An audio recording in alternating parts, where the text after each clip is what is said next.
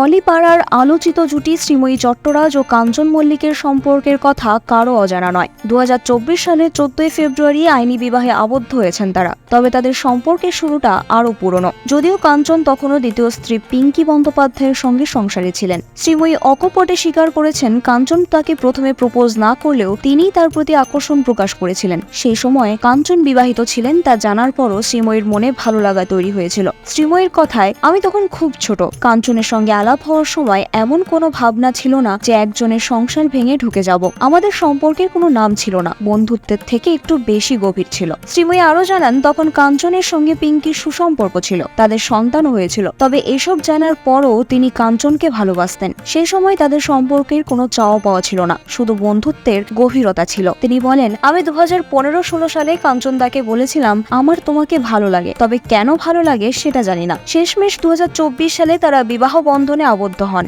এবং এখন সুখী দাম্পত্য জীবন কাটাচ্ছেন। শ্রীময়ীর কথায়, সবটাই ভাগ্যের লিখন। এত কাদা ছোড়াছুড়ির পরও যে ভালোবাসার মানুষের সঙ্গে থাকতে পেরেছি সেটাই অনেক।